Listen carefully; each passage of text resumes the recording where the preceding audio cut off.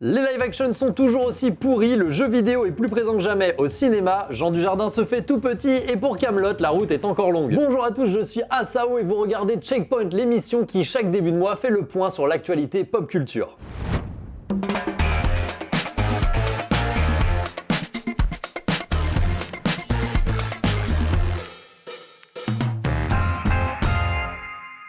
Que s'est-il passé dans l'actualité cinéma du mois d'octobre? On voit ça tout de suite. Madame, je n'écrirai rien sur ce film, c'est une merde. On commence avec Warner Bros, studio qui est à vendre. Dans les potentiels acquéreurs, on entend beaucoup parler de Comcast qui détient Universal, mais également d'autres acteurs comme Paramount ou Netflix. Parlons live action à présent, avec Disney qui après l'échec de Blanche-Neige avait annoncé vouloir stopper ou tout du moins ralentir la production de live action. Ce qui avait remis en question les films Hercule et Réponse. Cependant, Disney voulait surtout attendre de connaître les scores de Lilo et Stitch avant de prendre une décision définitive. Malheureusement, malgré les gros crachats à la gueule qui ont été faits au film original, ça a bien fonctionné. Donc c'est reparti. On sait déjà que le live action de Vaiana, qui était déjà en tournage, devrait sortir aux États-Unis en juillet 2026. Mais cela relance également la production du live action de Réponse. Vous en avez marre de voir Disney pondre des live action de merde? Eh bien pas eux visiblement. En effet, chez Mickey, on a décidé d'appliquer la fameuse règle du jamais 203 et c'est pour ça qu'après 2 films de synthèse du Roi Lion profondément inutiles, ça aurait été dommage de pas en faire un troisième. Pour l'instant, l'information n'en est qu'au stade, le film serait en préparation. Mais bon, comme Mufasa a été rentable, pourquoi se priver? Et quitte à être dans les suites de merde, pourquoi ne pas faire une suite à Minecraft le film? Oh pardon, je suis vraiment désolé. On a même déjà une date de sortie, le 23 juillet 2027 pour les USA. Donc on devrait techniquement l'avoir le 21 juillet chez nous, notez-le dans votre agenda pour vous rappeler d'aller voir autre chose ce jour-là. Mortal Kombat 2 devait arriver dans nos salles ce mois-ci, il est finalement repoussé au 13 mai 2026. Je suis où, bordel? Ça s'appelle le Mortal Kombat.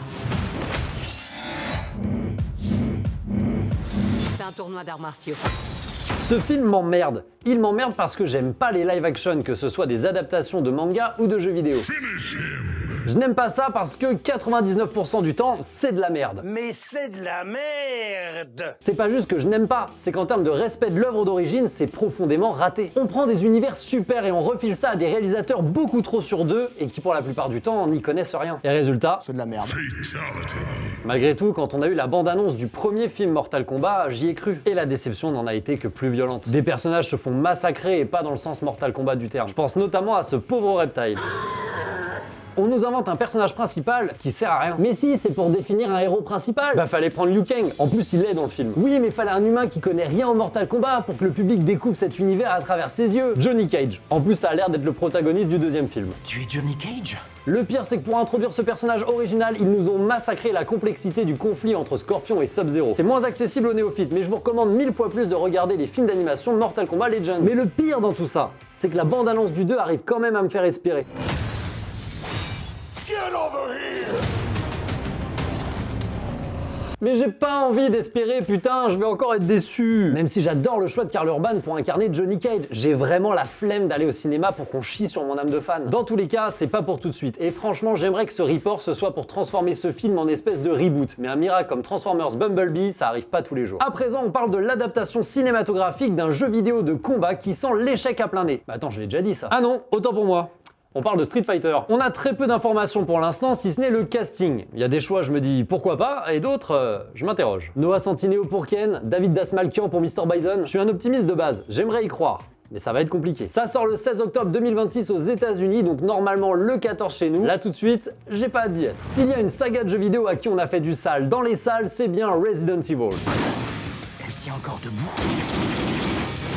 Plus maintenant, on dirait. Une nouvelle itération devrait arriver sur grand écran le 16 septembre 2026. La prod annonce une adaptation fidèle au jeu avec un scénario inédit. Selon les rumeurs, l'action devrait se dérouler entre Resident Evil 2 et 3, affaire à suivre. Et si maintenant je vous parlais de l'adaptation cinématographique d'un jeu d'horreur? Mais non, mais ça aussi je viens de le faire. Waouh, l'actu a un sacré goût de déjà vu. Mais c'est bien Silent Hill qui fera son retour au cinéma le 4 février 2026.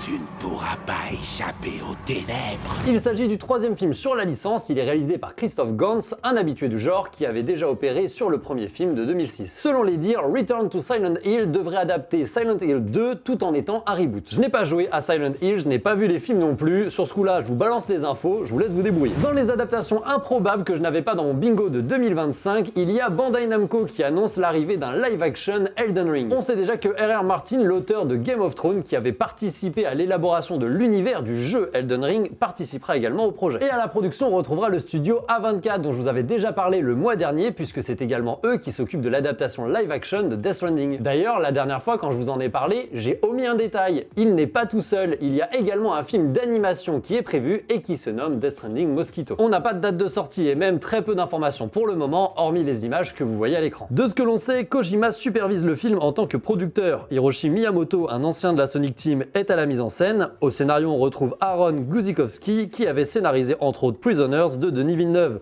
Et pour l'animation, c'est ABC Animation Studio. L'équipe a l'air solide, plus qu'à attendre le résultat. La série God of War, quant à elle, semble toujours sur les rails. Selon les rumeurs, le tournage devrait avoir lieu en mars 2026 à Vancouver. Pour le reste, les autres informations sont encore trop incertaines au moment où on enregistre cette émission. On aura l'occasion d'y revenir dans le futur. Après le succès du film Super Mario Bros, qui nous confirme que pour bien adapter un jeu vidéo au cinéma, il nous faut de l'animation, il n'est pas étonnant de voir une suite pointer le bout de son nez.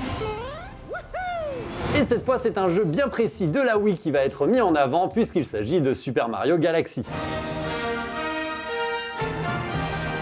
Il débarquera dans nos salles début avril 2026 et Nintendo a très bien joué son coup en ressortant ce mois-ci une version Super Mario Galaxy 1 et 2 sur Nintendo Switch. Bravo, tu es parfait. Moi, parfait? Tu rigoles ou quoi? C'est toi qui es parfait. C'est marrant parce que j'en discutais l'autre jour et je me faisais la réflexion qu'au vu du succès de la série Les Simpsons et même le succès commercial du premier film, c'était dingue qu'ils aient jamais fait un 2. Souvent, l'appel du pognon facile ne se fait pas attendre. Et ben 20 ans après, on y est. Les Simpsons, le film 2 arrivera dans nos salles obscures en juillet 2027 et j'ai pas d'avis. Je m'en ferai un à la sortie du film, c'est encore ce qu'il y a de mieux à faire. Ah, et on me dit dans l'oreillette que K-Pop Demon Hunter est officiellement devenu le film le plus populaire de l'histoire de Netflix.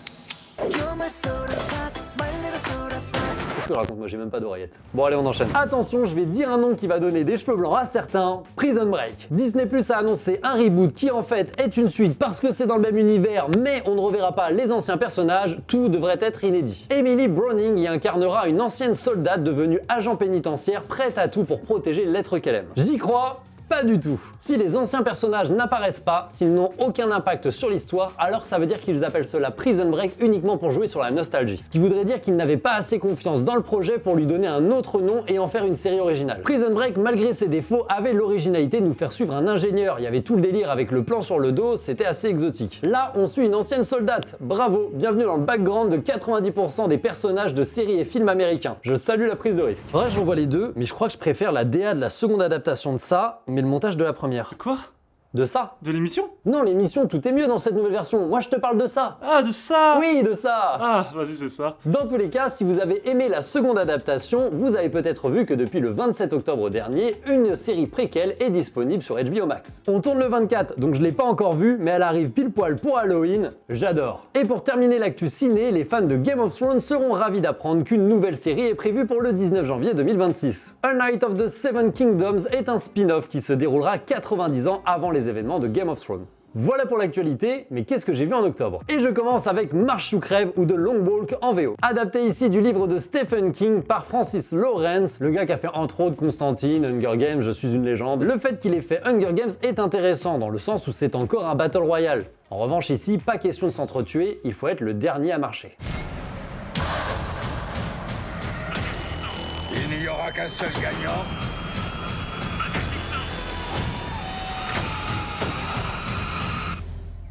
Et pas de ligne d'arrivée. Dans une version dystopique des États-Unis où celle-ci est devenue un état totalitaire dans lequel des films, musiques et livres sont devenus interdits par un gouvernement militaire qui ne jure que par la productivité, et pas si dystopique que ça finalement. Et dans ce but de productivité, la Grande Marche est organisée afin de remotiver les Américains devenus feignants. 100 jeunes volontaires vont donc commencer à marcher à travers le pays jusqu'à l'épuisement. 99 mourront et un gagnant repartira avec une grosse somme d'argent et son vœu exaucé. Tout ceci est supervisé par l'ignoble commandant, brillamment interprété par Mark Hamill. Qui est prêt à gagner?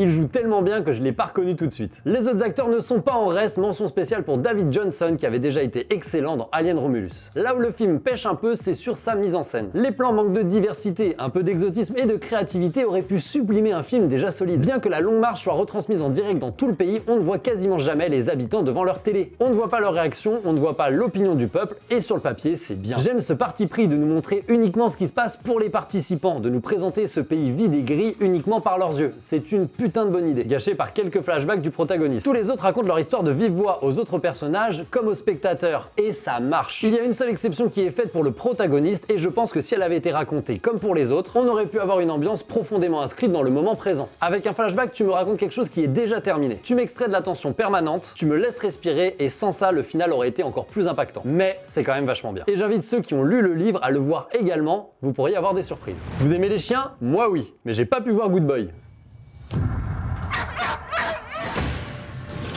Le concept a l'air génial. Le réalisateur met en scène son propre chien dans une histoire où celui-ci va protéger son maître d'une entité qui hante la maison où ils sont venus s'installer. On a donc tout un film d'horreur du point de vue du chien, mais trop bien, je signe direct. Mais voilà, le distributeur a fait une grosse erreur, le film fait l'objet d'une projection exceptionnelle et n'est présent que 2 jours au cinéma. Alors oui, le film a été tourné avec un tout petit budget. Un réalisateur qui est aussi chef opérateur, monteur, etc. La femme du réalisateur qui tient la caméra, le comédien et le chien. J'ai lu quelque part que le distributeur avait fait ce choix car le film avait reçu des avis mitigés de la critique. Mais je n'y crois pas. La vérité, c'est qu'en France, afin de protéger le cinéma, il y a quelque chose qui s'appelle la chronologie des médias. Et c'est une très bonne chose. Elle impose des délais avant qu'un film puisse être disponible en Blu-ray, VOD, puis à la télé. Sauf dans le cas d'une projection exceptionnelle. Dans ce cas, les règles sont différentes et le film peut être plus rapidement disponible sur les sites de streaming. En gros, ils n'avaient pas assez confiance dans leur film et cherchent à le rentabiliser le plus vite possible via la VOD, ce qui est con car il sort en plein mois d'octobre. Avec Halloween et le bouche à oreille, il y avait moyen de faire un bon score. Comme je l'ai raté, je me console en me disant qu'il sera plus rapidement en VOD, bien que s'il était sorti normalement, je l'aurais pas raté. Un autre film que je n'ai pas pu voir, c'est Tron Ares, puisque je vais le voir demain, au moment où on fait le tournage. Pourquoi je n'ai pas pu le voir avant? Eh bien parce que les premières semaines, les salles étaient majoritairement en VF. Ça devient parfois très dur de voir les films en VO. Personnellement, je préfère, pour de multiples raisons. Du coup, ça m'impose des conditions supplémentaires et c'est pas toujours facile de rentrer tout ça dans le planning. J'ai regardé les premiers retours, il reçoit à peu près les mêmes notes que Tron l'héritage. Ce que je comprends, c'est que si t'as aimé celui d'avant, c'est bon. Si t'as pas aimé, passe ton chemin, il y aura pas de miracle. Moi, j'ai surtout envie de vous dire, allez voir les films en salle et faites-vous votre propre avis. C'est fascinant. En revanche, j'ai vu L'homme qui rétrécit. Oh mon dieu, la France s'autorise à produire de la science-fiction et du fantastique. L'homme qui rétrécit, adapté du livre de Shrinking Man, paru en 1956, est la seconde adaptation cinématographique après celle de 1957. On suit l'histoire de Paul, brillamment incarné par Jean Dujardin, qui suite à un événement mystérieux va se mettre à rétrécir. À quel point va-t-il se miniaturiser? Qu'est-ce que cela va changer dans sa relation avec sa famille? À quel point devra-t-il revoir sa conception du monde pour s'en sortir? Ce que j'ai profondément aimé dans ce film, c'est d'abord l'imagerie incroyable que propose notre monde, toujours plus grand au fur et à mesure que Paul devient plus petit. Pour que l'aspect du film soit encore plus oppressant, cette image va s'assombrir. Et c'est là que la direction artistique prend tout son sens, car au fond de cette obscurité, la beauté que l'on ne regardait plus brille encore plus intensément. Et le film nous impose cette réalité dès son introduction. On suit le quotidien de Paul, une vie normale, mais pourtant rien de ce qui nous est montré n'est superflu. Tout sera réutilisé, aussi bien pour nous émerveiller que pour nous angoisser. Pour finir, quelque chose qui me plaît autant que ça me frustre, c'est l'absence de réponse. Et c'est bien, car de cette douce frustration émerge un recul. Un recul qu'on est forcé de prendre pour entamer une sorte de dialogue philosophique intérieur. Car c'est peut-être dans l'absence de réponse que naissent les bonnes questions. Kaamelott premier volet n'était pas forcément le banger qu'on espérait. Non, commencez pas. Mais si on aime la série, et quand je parle de la série, je parle aussi des 2 derniers livres, l'atmosphère est là. Mais c'était moins rigolo! Merde, là. Ça vous va, ça? Oui, l'humour n'était pas forcément au premier plan, mais ça reste ce qu'on a eu de plus qualitatif en termes d'écriture. J'adore le livre 6. Mais du coup, grosse attente pour le film qui sort 12 ans plus tard. Malgré un final que j'ai beaucoup apprécié avec les Burgondes et le combat Lancelot-Arthur, c'était surtout un film plein de promesses pour la suite. Kaamelott, 2e volet, partie 1. Oui, parce qu'en fait, c'est la première moitié de la suite. Oh là. Tout doux les foufous. Et ça se sent, parce qu'on est toujours dans la mise en place. Le premier film était là pour faire la transition entre la série et les films. Le film est beau et les acteurs principaux sont toujours au top. Il y a de bons effets spéciaux et ça fait du bien de voir de la fantaisie dans le paysage cinématographique français. Mais c'est long. C'est bourré de quêtes annexes qui apportent de l'épaisseur à l'univers mais dont on s'en fout dans l'immédiat. On en était aux quêtes. Qu'est-ce que ça disait? Ça disait merde. Et c'est pas encore voté. Il y a trop de personnages à gérer, trop d'intrigues en même temps dont on a du mal à gérer la temporalité. En fait, c'est bien dans l'intention, mais pas dans son exécution. J'apprécie énormément le travail d'Alexandre Astier, et quand on regarde ses autres œuvres, je me dis que tout ce qui semble servir à rien a forcément un but. Selon moi, le dénominateur commun de tous ces défauts, c'est le format. Ce sont des films qui ont l'air d'être des épisodes de 40 minutes collés entre eux. On voit qu'il veut nous raconter beaucoup de choses, mais qu'il a pas le temps. Et ça capote au montage. Malgré tout ça, si vous aimez Kaamelott et que vous avez apprécié le premier film, vous aimerez tout ça. Personnellement, j'attends le prochain film avec impatience, parce que malgré tout, j'ai confiance en Alexandre Astier, j'ai envie d'avoir confiance. Réponse le 11 novembre 2026. Et je termine mes visionnages d'octobre avec une série, Alien Earth.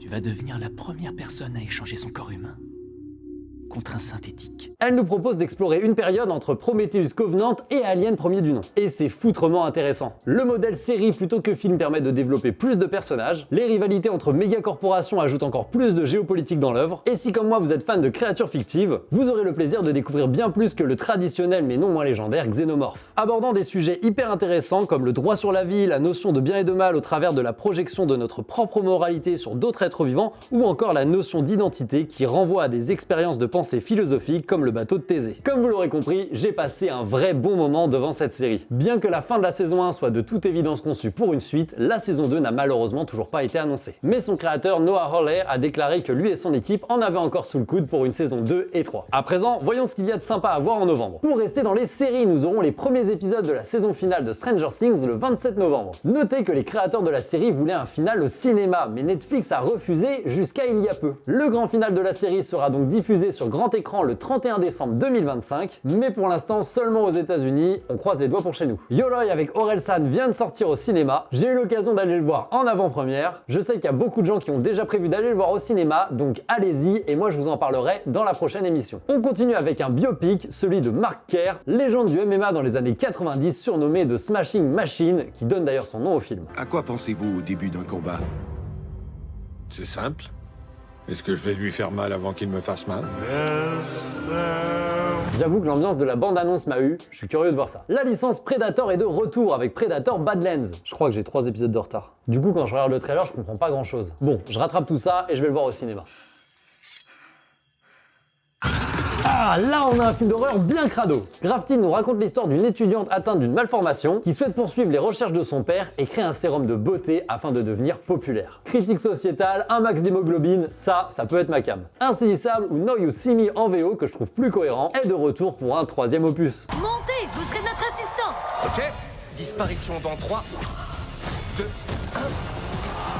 Daniel Atlas pour vous servir. Moi j'aime bien ces films-là où on nous dit en fait depuis le début il y avait un plan, mais en fait il y avait un plan dans le plan et en fait c'était pas vraiment le vrai plan parce qu'en fait il fallait que l'autre ne découvre pas que c'était le vrai plan du faux plan. Et j'adore le casting donc let's go. La bonne étoile, ce film semble prendre une drôle de route et j'avoue être confus concernant ce qu'il veut me raconter. Plus qu'une solution, il faut aller le voir. Détective Conan, la mémoire retrouvée. Alors ça tombe bien, j'ai déjà vu ce film, au Japon. C'était la première fois que je voyais un film japonais en VO sans les sous-titres. Je vais pas faire le mec, j'ai pas tout compris. Mais malgré tout, j'ai quand même passé un bon moment. Donc si vous aimez Détective Conan, normalement, vous trouverez votre compte. Running Man, j'adore Stephen King. Et j'espère que vous aussi, parce que qu'est-ce qu'on en bouffe en ce moment? Après The Long Walk et la série Ça, c'est à présent Running Man qui arrive dans nos salles obscures. Dans cette nouvelle adaptation d'Edgar Wright, le but est d'être plus fidèle au roman que ne l'était la version de 87 avec Arnold Schwarzenegger, qui ne reprenait que le concept de jeu télévisé. J'ai hâte de voir ça.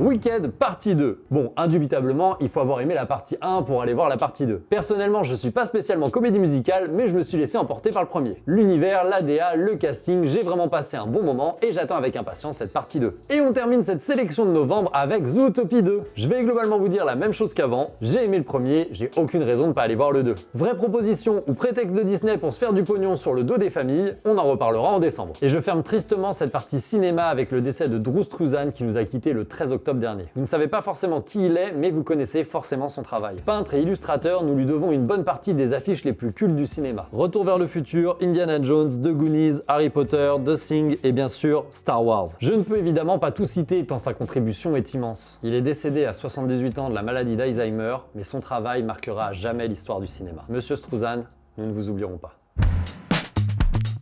Troisième étage.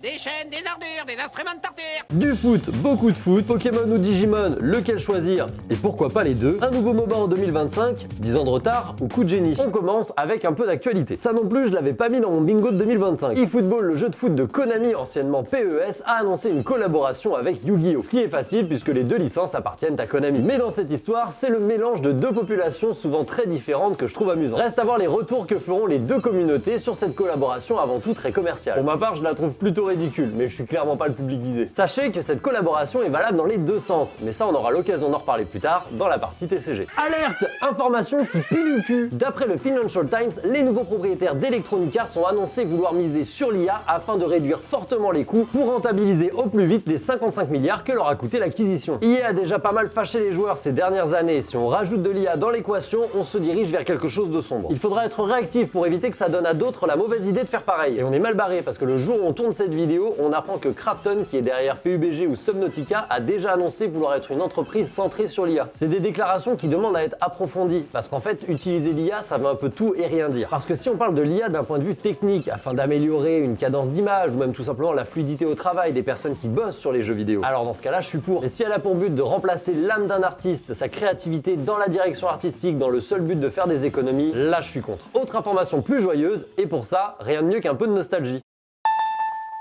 Nintendo va peut-être étoffer son offre online plus pack additionnel. En effet, un brevet a été déposé permettant à la Nintendo Switch 2 d'afficher deux écrans en même temps ou bien d'alterner entre deux écrans différents affichés au premier plan. Ce qui ferait en tout 3 types d'affichage différents. Vous le sentez venir? Il semblerait qu'après la Nintendo 64 et la GameCube, Nintendo veuille nous proposer un émulateur de Nintendo DS sur sa Nintendo Switch. En l'occurrence, la 2. Pour l'instant, ce n'est qu'un brevet. On n'a aucune information officielle nous montrant que c'est un projet actif. Mais je trouve l'idée séduisante. Et tant qu'à faire, qu'il nous rajoute la Nintendo 3DS avec des jeux comme Kid Icarus Uprising et qui sait, peut-être une suite à ce banger un jour. En attendant la sortie de Ghost of Yotei sortie ce mois d'octobre, un rédacteur du média japonais Famitsu a décidé de gravir le vrai mont Yotei. Ça a duré 4 jours et 3 nuits. L'objectif pour ce fan du premier jeu Ghost of Tsushima était de comprendre la relation entre Hatsu, la nouvelle protagoniste du jeu, et la région des eaux que l'on peut explorer dans le jeu et qui est aujourd'hui l'actuel Hokkaido. Je précise qu'il était accompagné d'un guide et que si vous souhaitez faire ce genre de choses un jour, la sécurité doit être votre priorité numéro 1. Selon les statistiques, Borderlands 4 aurait déjà perdu 85% de ses joueurs en simultané. Personnellement, j'avais été déçu par le 3e opus et j'avais beaucoup d'espoir concernant le 4e. Malheureusement, les premiers retours ne m'ont pas rassuré. Si vous y avez joué, je serais très heureux de lire vos avis en commentaire pour savoir si je dois lui laisser une chance ou non. On passe à l'information suivante. Un pan entier de l'enfance-adolescence de beaucoup d'entre nous s'est retrouvé jeté au lion sans crier gare. En effet, on a récemment appris la fermeture de Game One, la chaîne iconique de l'information digitale. Il y en a peut-être parmi vous qui ont découvert les animes avec Game One. On pouvait y suivre l'actualité du jeu vidéo. Pour ma part, je regardais surtout pour South Park et Retro Game One. Peu importe la raison, le souvenir est là. Le problème dans cette histoire, au-delà du fait que ça arrive, c'est comment on l'apprend. C'est en effet la bande de bras cassés de BFM TV qui l'a annoncé alors que des membres de Game One n'étaient eux-mêmes pas encore au courant. Et à raison, car même si ça s'avère vrai aujourd'hui, au moment de l'annonce, aucune communication officielle n'avait été faite ni par la chaîne ni par le groupe. Mais alors, pourquoi ça ferme? Ça rapporte pas assez de pognon? Et en 2025, le public de Game One est sur internet et pas devant la télé? Ça, c'est ce qu'on aurait pu penser, mais c'est pas le cas. En effet, d'après Marcus, l'un des animateurs, la chaîne aurait récemment fait des records d'audience et générerait 2 millions d'euros de bénéfices nets par an à Paramount, qui détient entre autres Game One. Le truc, c'est que Paramount appartient à Skydance et leur nouveau projet serait de concurrencer Netflix. Et pour ce faire, ils se servent de Paramount pour racheter Warner Bros Studios que Netflix essaye de racheter également. Dans tout ce bordel, une petite chaîne française qui rapporte 2 millions par an, bah pour eux, c'est comme des centimes dans un vide-poche. C'est insignifiant, donc on s'en fout, on fait le ménage. Game One n'est d'ailleurs pas la seule chaîne qui risque de sauter, puisque dans le groupe, on retrouve entre autres des chaînes comme MTV, Nickelodeon ou encore J1. Malgré tout, des discussions sont en cours. Et l'équipe d'animation se dit prête à faire exister Game One autrement, notamment via des plateformes comme YouTube et Twitch. Donc l'idée, c'est de rester tous ensemble et d'une manière ou d'une autre,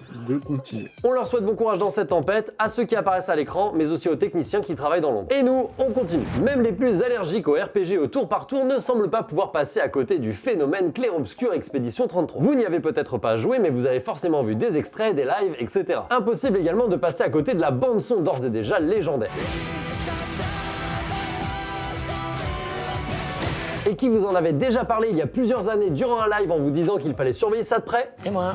En plus maintenant j'ai cette émission, donc abonnez-vous, ce serait dommage de passer à côté de ce genre d'infos. Tout d'abord, un DLC est en chemin. Au programme, une nouvelle zone à explorer, de nouveaux ennemis, des secrets à découvrir, de nouveaux dialogues, de nouveaux boss plus difficiles pour ceux qui ont déjà plié le late game, des costumes inédits pour tous les membres de l'expédition et l'ajout de 19 langues afin que le jeu touche un public toujours plus grand. Avec ce jeu, Sunfall avait déjà fait un sacré croche-patte au reste de l'industrie. Mais ils gardent leur politique jusqu'au bout puisque tout ceci sera ajouté gratuitement. Gratuitement. Un beau geste de leur part pour remercier les joueurs pour leur soutien soutien inconditionnel. D'ailleurs, on n'est pas encore au Game Awards que le jeu a déjà obtenu un prix lors des World Soundtrack Awards dans la catégorie meilleure musique de jeux vidéo. Et j'ai envie de dire, normal. D'ailleurs, je ne doute pas qu'il aura bientôt d'autres récompenses à son actif et notamment un Game of the Year. J'ai vu un post l'autre jour où les gens débattaient de ça et il y en a même qui ont dit « En vrai, c'est cool que GTA 6 soit reporté à 2026, comme ça Clair Obscur il peut avoir le GOTY ». Quelle audace.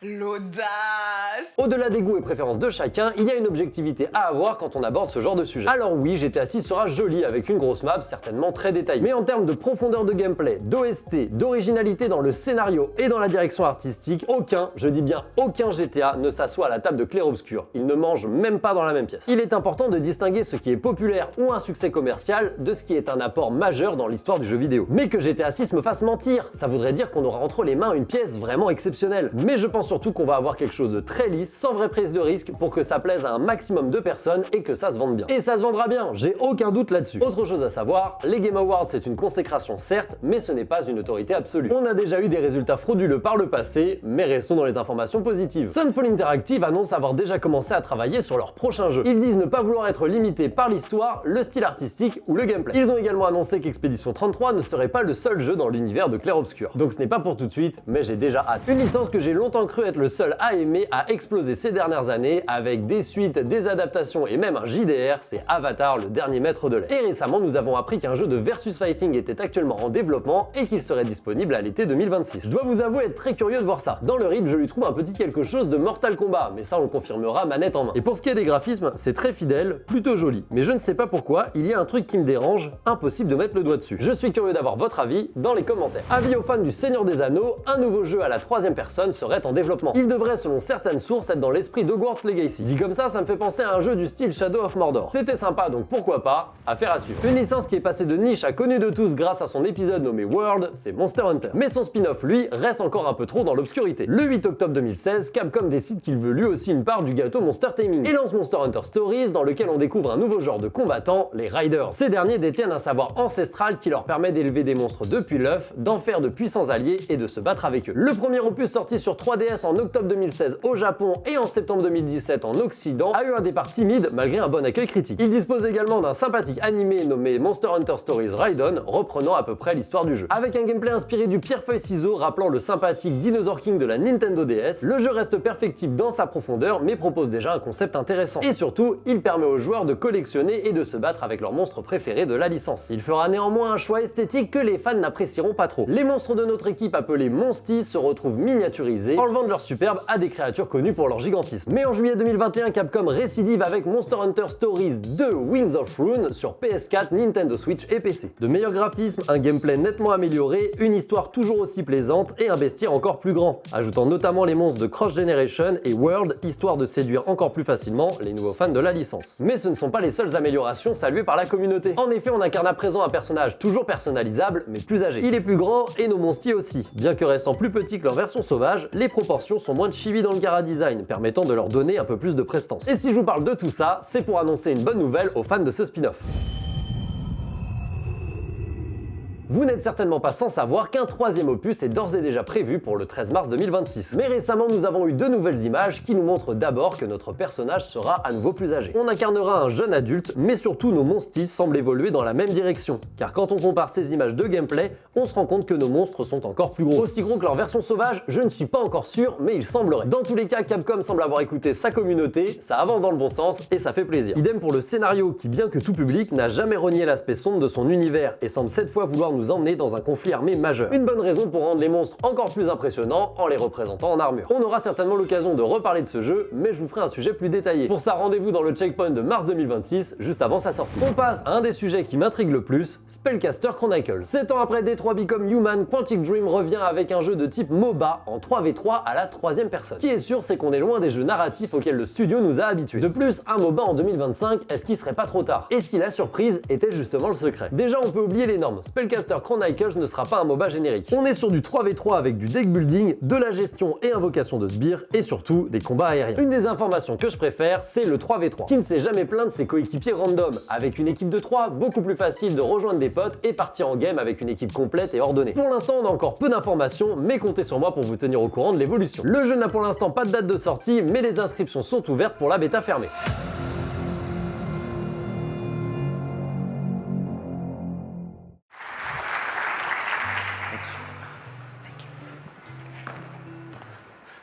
Good morning, everyone. I am Tomonobu Itagaki. Tomonobu Itagaki, le créateur de la licence Dead or Alive, à qui on doit également la transformation de la licence Ninja Gaiden en 2004, nous a quitté le 16 octobre dernier à l'âge de 58 ans. Connu pour son côté rockstar, il a notamment avoué en interview avoir volontairement surjoué sa rivalité avec Katsuhiro Harada, qui avait pris la tête de la licence Tekken à partir du 3e opus. Tekken était l'un des grands rivaux de Dead or Alive, tout comme la licence Virtua Fighter, qui s'apprête à faire un retour fracassant, mais ça je vous en parle après. Après un dernier jeu du nom de Devil's Third sorti sur Wii U en 2015 et qui tombera rapidement dans l'oubli, il annoncera créer un nouveau studio qui aurait dû collaborer avec Microsoft. Mais aucun projet ne verra le jour. Étant malade et sachant sa fin arriver, il laissera cet ultime message à ses fans. La flamme de ma vie est sur le point de s'éteindre. Si ce message a été publié, cela signifie que le moment est enfin venu. Je ne suis déjà plus de ce monde. Ma vie n'a été qu'une suite de combats et j'ai continué à gagner. J'ai aussi causé bien des ennuis. Mais je suis fier d'avoir suivi mes convictions et mené mes batailles jusqu'au bout. Je n'ai aucun regret. Je ressens seulement une profonde tristesse de ne pas avoir pu offrir une nouvelle œuvre à tous mes fans. Je suis désolé, c'est ainsi. Thank you all for listening. Thank you.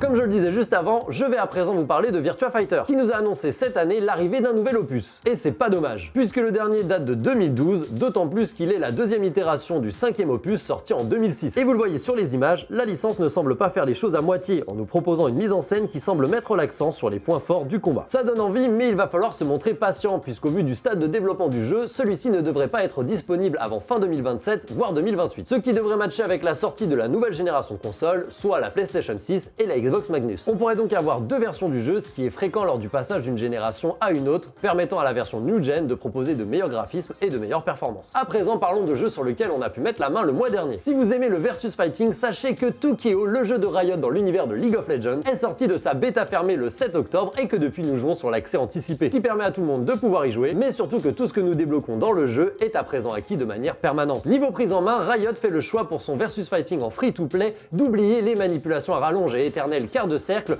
pour des raccourcis sur les gâchettes. C'est déjà quelque chose qui avait été proposé par Grand Blue Fantasy Versus. Au-delà de le rendre plus accessible aux néophytes, je trouve que cela permet aux joueurs de plus se concentrer sur leur placement et timing. Bien évidemment, afin d'être rentable, le jeu propose un système de Battle Pass et de skins payants, mais l'obtention des personnages, elle, peut se faire avec l'argent du jeu. Visuellement très joli, le jeu propose également un hub très agréable. Un début très prometteur donc, reste à savoir comment il évoluera à l'avenir. Dans l'actualité footballistique, un jeu qui fait du bruit, c'est Rematch. Après Absolver et l'excellent Sifu, le studio français Slow Clap revient avec un jeu de foot compétitif en ligne dans lequel chaque joueur incarne un seul et unique joueur, dans des matchs techniques où s'affrontent des équipes de 3, 4 ou 5 joueurs. Dans des arènes fermées ressemblant à Rocket League, il faudra faire preuve de travail d'équipe et de communication pour envoyer le ballon dans le but adverse. Le jeu semble parfaitement conçu pour la scène e-sport et plusieurs équipes sont déjà en train d'émerger. Pour ma part, on a eu l'occasion de passer plusieurs streams dessus, et à part quelques comportements toxiques inhérents aux jeux compétitifs en ligne, on a eu le droit à des moments épiques et très drôles.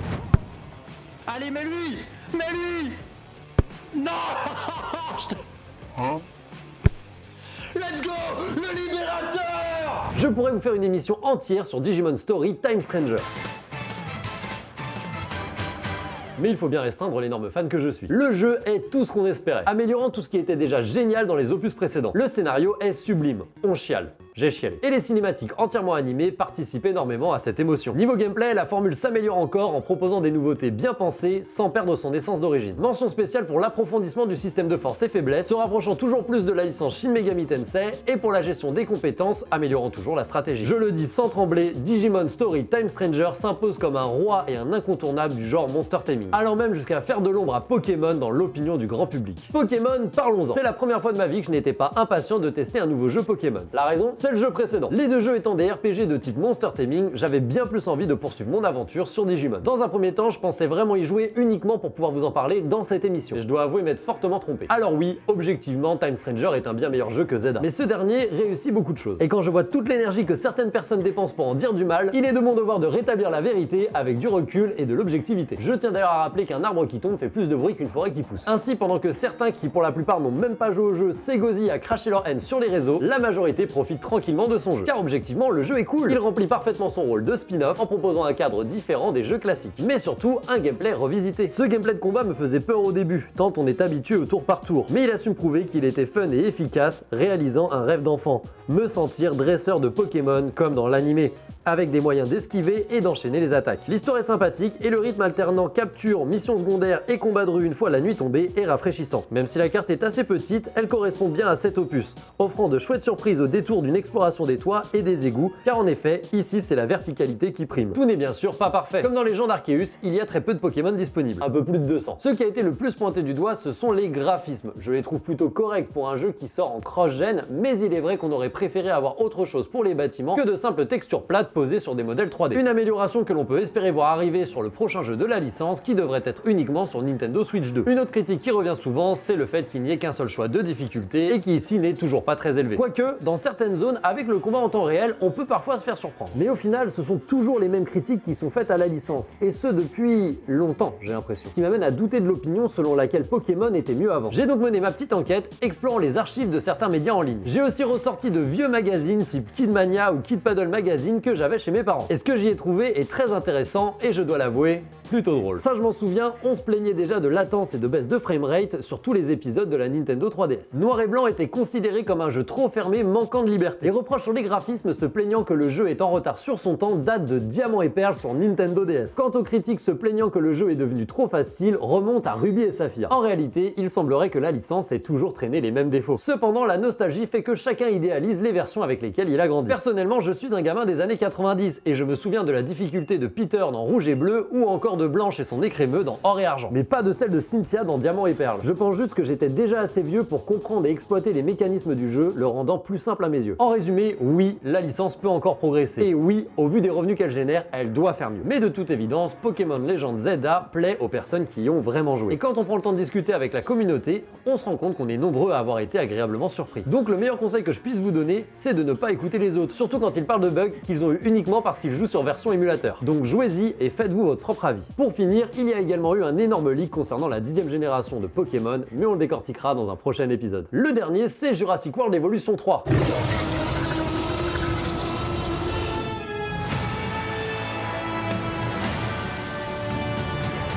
Pas vraiment de surprise, si on a aimé les anciens, c'est pareil en mieux. Plus de choix créatifs, plus de dinosaures, des graphismes améliorés, les grosses nouveautés sont d'abord dans le contexte. Se basant sur la situation du monde après les événements de Jurassic World 2, il est possible de voir des dinosaures sauvages aux abords de votre parc qu'il faudra gérer. De nombreuses mécaniques ont été ajoutées afin de rendre le jeu plus fluide, rapide et instantané. L'état de santé et les besoins des dinosaures sont plus précis. On a également la possibilité d'automatiser certaines tâches afin de concentrer notre attention sur les choses visuellement plus intéressantes. Mais la nouveauté majeure, c'est la présence de reproduction naturelle. Ainsi, vous devrez gérer votre population de mâles et de femelles dans vos enclos et répondre à des paramètres spécifiques si vous voulez espérer voir des œufs apparaître. Une fois éclos, vous devrez gérer les besoins des juvéniles et pourrez les regarder évoluer dans l'environnement que vous aurez créé pour eux. Jurassic World Evolution signe un 3e opus réussi et toujours plus abouti que ses prédécesseurs en proposant une expérience de gestion simple pour ceux qui comme moi aiment créer sans avoir besoin de gérer une quantité trop grande de paramètres. La reproduction c'est bien, mais n'espérez pas obtenir des hybrides en mettant un tyrannosaure et un tricératops dans le même enclos. Tout ce que vous obtiendrez, c'est une boucherie. Dans les jeux à sortir en novembre, on retrouvera Hyrule Warrior, les Chroniques du Sceau, qui sort le 6 novembre, Football Manager 26 le 4 novembre, mais le vrai jeu de foot à surveiller, c'est évidemment Inazuma Eleven Victory Road le 13 novembre. Bon bah là, c'est mon petit choix perso parce que je préfère les mécaniques RPG. Pour les fans de Call of Duty, vous pourrez retrouver l'épisode Black Ops 7 le 14 novembre, Moonlighter 2 de Endless Vault sortira le 19 novembre, et le très attendu Kirby Air Rider sera disponible le 20 novembre. En attendant, une démo est disponible sur l'eShop.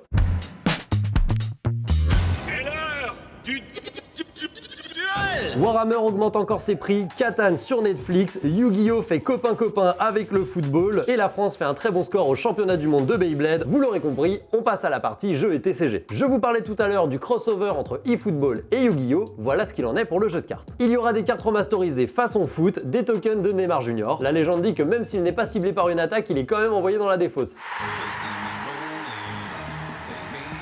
Il y a également différents éléments de prévus pour Master Duel. On reste dans Yu-Gi-Oh qui a enfin décidé de sortir des full art pour son format classique, comme c'est déjà le cas pour son format Rush Duel. D'ailleurs, on espère toujours une sortie occidentale pour cette version. Notez que pour l'instant, l'édition de full art ne sera que pour certaines extensions, donc on est sur quelque chose de provisoire, mais si le succès est au rendez-vous, et je n'en doute pas trop, on peut espérer que ça reste dans le temps. Depuis plusieurs années, on assiste à l'essor du monde ludique. Si bien que l'époque où les gens ne connaissaient que le Monopoly, la bonne paye et le Uno semble révolue. Mais voilà, beaucoup de jeux qui ont participé à cette révolution sont à présent considérés comme mainstream à leur tour. Et dans ces jeux, on retrouve forcément Catan, à tel point que Netflix, oui Netflix, a annoncé préparer plusieurs projets autour du jeu. Films, séries, jeux télé, nous l'ignorons pour l'instant, mais ça reste assez surprenant. Quoique, après le succès de Barbie, Mattel a annoncé vouloir faire des films sur d'autres de ses licences, comme Uno ou encore La Boule Magique, et on a déjà un film et des émissions sur les loups-garous de Tierce-Lieu, donc peut-être qu'ils ne font que suivre une tendance. En tant qu'ancien commentateur officiel des championnats de France et des championnats du monde de Beyblade, je ne pouvais pas manquer de vous parler de l'actualité des championnats du monde de cette année. On va pas se mentir, j'ai trouvé le championnat de France de cette année extrêmement cheap, surtout quand on compare aux images qu'on a faites l'année dernière. De plus, la France n'a pas pu participer à la catégorie adulte de ces championnats du monde puisque Hasbro, qui gère la marque pour l'Occident, n'a pas voulu organiser de championnat national pour adultes en France. Mais la bonne nouvelle, c'est que le gagnant du championnat de France junior de Beyblade, et en même temps junior c'est le seul tournoi qu'on ait eu, Erwan de son pseudo de joueur Berghini, a fait un très beau score. Le championnat du monde a eu lieu au Japon, il y est allé pour représenter nos couleurs et malheureusement les premiers matchs ont été compliqués, il a terminé directement dans la loser bracket. Mais il a rien lâché, il a tout donné et il l'a remonté pour au final s'offrir une magnifique 3e place. Donc grâce à lui la France est officiellement 3e,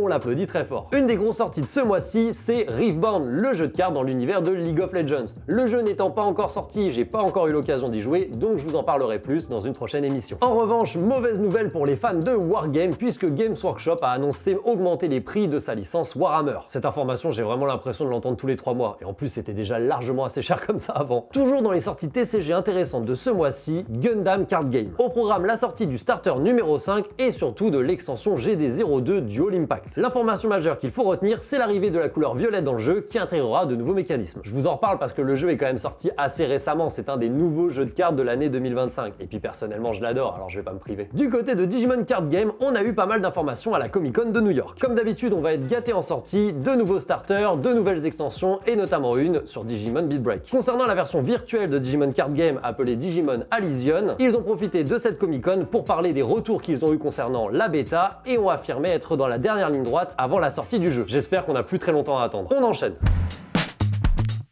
Comment crois-tu que tu réagirais si je disais des choses négatives à ton propos? Honnêtement, j'en aurais rien à foutre. Crunchyroll se fait racheter, Chainsaw Man au cinéma et Transformers aura le droit à une nouvelle adaptation. C'est ce qu'on voit aujourd'hui dans les actualités pop culture du jour. On commence fort avec Crunchyroll qui se fait racheter par HarperCollins. Après le scandale quand Crunchyroll avait racheté Kazé et les couvertures qui du coup n'étaient plus les mêmes dans la bibliothèque des fans, le groupe rassure en expliquant que les séries en cours resteront sous l'égérie Crunchyroll pour garder une cohérence visuelle et tous les lancements à partir de 2026 se feront sous un nouveau label dont on ne connaît pas encore le nom. Une série d'animation Transformers G.I. Joe basée sur les comics Skybound est en préparation. Car oui, selon les versions, Transformers et G.I. Joe appartiennent au même univers. C'est d'ailleurs ce qu'on peut voir dans la scène post-générique de Transformers Rise of the Beast. On sait déjà que comme les comics, la série visera un public adulte et sera dans la même veine qu'Invincible. Autant vous dire que j'ai hâte. Je suis obligé de vous parler un peu de Digimon Beat Break. Je vais pas vous faire une analyse détaillée de l'œuvre parce qu'au moment où je tourne, on a vu 3 épisodes. Mais quels 3 épisodes! Franchement, je trouve que c'est un des meilleurs départs de série Digimon qu'on ait jamais eu. C'est dynamique, c'est intense, l'univers est déjà super intéressant et c'est très joliment animé. Évidemment, comme beaucoup d'animes du genre, il y a toujours un petit gadget. Là, on a des Digitama. Bandai, je ne doute pas que vous allez le faire, mais vraiment, sortez-le, l'accessoire est beaucoup trop sympa. Je le répète encore une fois, pas besoin d'avoir vu les autres séries Digimon pour regarder celle-là, elle se suffit à elle-même et je ne saurais que trop vous conseiller d'aller la regarder, elle est vraiment super bien, faites-moi confiance. Tant qu'on est dans les séries que j'ai regardées récemment, laissez-moi vous parler de la saison 2 de Gen V. Quoi? Mais qu'est-ce que ça fait là? Vous ne le savez peut-être pas, mais la série The Boys, à la base, c'est des comics, qui a pas mal de différences avec la série d'ailleurs. Je n'ai pas assez lu le comics pour vous dire si c'est mieux ou pas. Au stade où j'en suis, j'aime autant les deux. Concernant cette saison 2, je vais pas vous faire une critique au-delà de c'était bien, j'ai kiffé. Je suis pas l'élu comme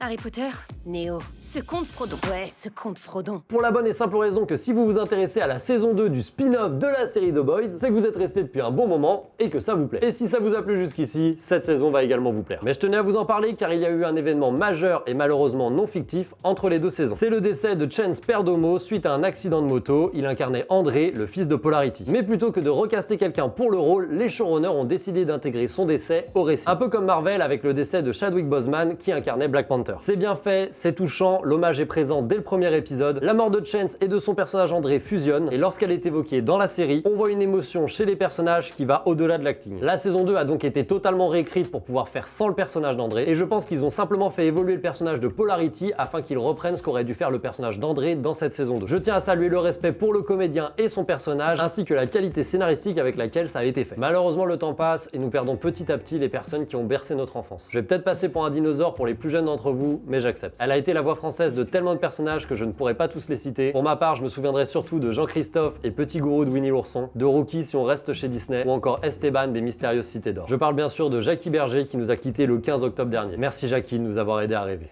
Je ne suis pas sûr d'être gentil. Bien sûr que tu es gentil. Tu es le plus gentil. Bon, maintenant que j'ai bien plombé l'ambiance, essayons de terminer sur une note positive, et pour ça, j'ai Chainsaw Man, le film L'Arc de Rézé. Dis, Makima, tu penses que j'ai un cœur? J'en suis sûre. C'est la suite de la saison 1 de l'anime Chainsaw Man qui adapte le manga du même nom, écrit et dessiné par le talentueux Tatsuki Fujimoto. On dirait qu'il adopte la même stratégie que Demon Slayer en entrecoupant les saisons avec un film. A voir s'il garde cette ligne directrice pour la suite, mais dans tous les cas, c'était une très bonne idée. Car l'arc qui est adapté ici a toute une introduction qui est très bonne, mais qui aurait pu paraître très longue, surtout sur plusieurs épisodes au début d'une saison qui sort 3 ans après la première. Je m'appelle Rézé. Je t'apprendrai tout ce que tu veux savoir. Je vais tomber amoureux, moi! Le choix d'adapter cet arc en film était donc une très bonne idée pour ce qui est du rythme. Bien évidemment, ce n'est pas sa seule qualité. Tout d'abord, le dessin est différent, le rendant plus manga accurate. L'animation assurée par le studio MAPPA accompagne parfaitement le récit. Mention spéciale pour les arrêts sur image accompagnés d'un changement de colorimétrie qui transforme l'espace de quelques secondes l'écran géant du cinéma en couverture de manga. C'est de l'art. De même que pour les premières minutes du film intégralement en noir et blanc, qui donne l'impression de voir une planche de manga s'animer sous nos yeux. Et bordel, l'OST est tout simplement excellente. Le timing des notes colle parfaitement à l'action, ça nous plonge dedans, c'est parfait. Difficile de parler du scénario sans spoil, vous vous en doutez, c'est du Chainsaw Man, on va d'extase en trauma, et comme c'est la suite de la saison 1 de l'anime, aucun intérêt de le voir si vous ne l'avez pas vu. Mais si vous avez aimé la saison 1, voyez-le. Et voici quelques sorties manga du mois qui pourraient vous intéresser. L'édition Prestige volume 3 de Berserk sera disponible le 5 novembre, un coffret intégral collector pour The Legend of Zelda Twilight Princess sortira également à cette date-là. Le 6 novembre, on aura un coffret starter pour Frieren. Si vous n'avez toujours pas commencé la série, je vous la recommande fortement. Et à cette même date, on aura 2 artbooks, un pour les carnets de l'apothicaire et un autre pour My Hero Academia. Le 13 novembre, nous aurons une collector pour le tome 20 de Fairy Tail 100 Your Quest, un collector pour le tome 28 de Moi quand je me réincarne en slime, un coffret 20e anniversaire pour Full Metal Alchemist, mais surtout le travel guide de JoJo's Bizarre Adventure, un incontournable pour les fans de la série. Et si moi je l'ai déjà, c'est parce que je l'ai acheté quand j'étais au Japon. Le 14 novembre sortira également le 4e volume de Senseiya Time Odyssey. Et enfin le 19 novembre, il y a une édition collector pour le tome 20 de Dan Dadan, mais surtout la sortie du premier tome de Cyberpunk Edge Runners Mindness, un préquel où on retrouvera les frères et sœurs Pilar et Rebecca. Merci d'avoir suivi ce premier épisode de Checkpoint, j'espère qu'il vous a plu. On se retrouve tous les mois pour l'actu sur la pop culture, et si vous voulez nous écouter, que vous soyez à bord du Faucon Millenium ou dans votre DeLorean, l'émission est également disponible en podcast sur Spotify. C'était Asao, et n'oubliez pas, restez curieux.